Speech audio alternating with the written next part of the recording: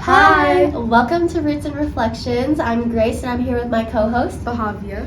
Thank you for tuning in to today's episode. We'll be talking about how social media affects self-esteem. So Bahavia, have you had any past experiences in which social media affected your self-esteem? Definitely. So when I first started using like Instagram and TikTok, I didn't really think of it first when I would follow Instagram models and stuff like that.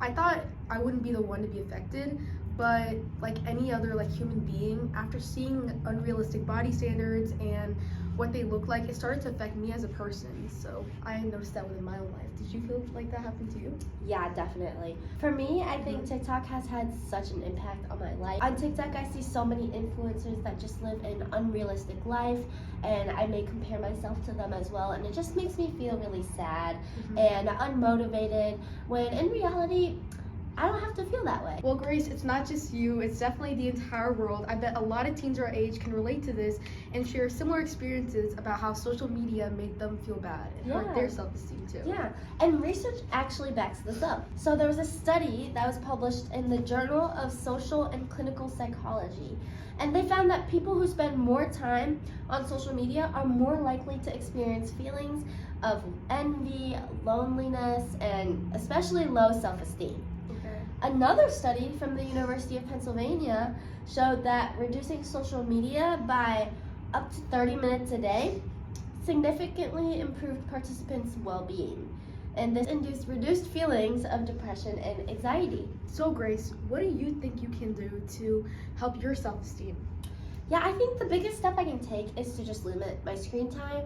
You know, sometimes I may find myself endlessly scrolling on social media apps like TikTok, Instagram, and I can just realize that maybe I can take that time to really just talk with my parents or read a book or go outside, hang out with my friends. So that's the first step I'm going to take, and that is just to limit my screen time.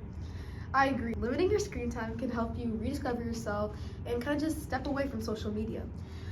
For me, personally, I do the same thing. Whenever I feel like I'm comparing myself or I feel down because of something that I saw on social media that I wish I had, I just take some time to put my phone down, take a walk outside, and just really indulge in my hobbies. That helps me like almost distract myself, also by doing something that I love, and it makes me understand that I'm a human just like anyone else, and having unrealistic standards just isn't worth it. Yeah, that's amazing. I love that. So how do you actually limit your screen time? Like, what steps can you specifically take? To limit my screen time, I set up a screen time reminder on my phone so that every time I'm on TikTok way too long, I'll get a reminder. It'll say sign out of TikTok. And sometimes I even involve my parents. So I tell my mom, like, if I've been on my phone way too long and you've noticed like it's a little crazy, then she knows that she should remind me to put my phone down and kind of focus on what I have to do. Yeah, and if you guys don't have anyone else you can rely on, you can always just rely on yourself.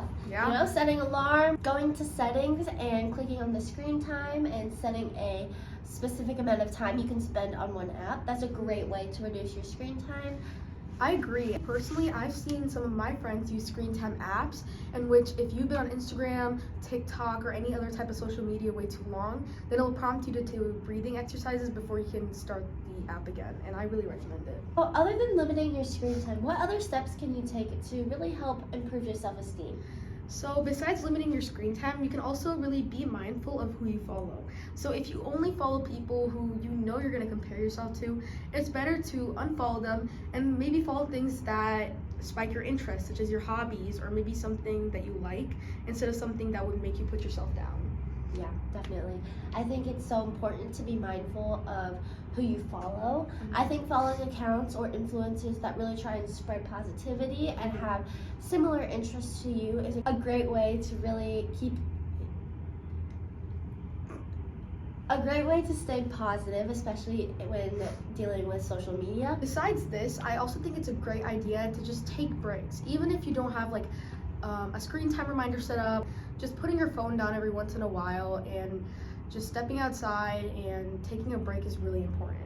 And last but not least, just remind yourself that social media is not real life.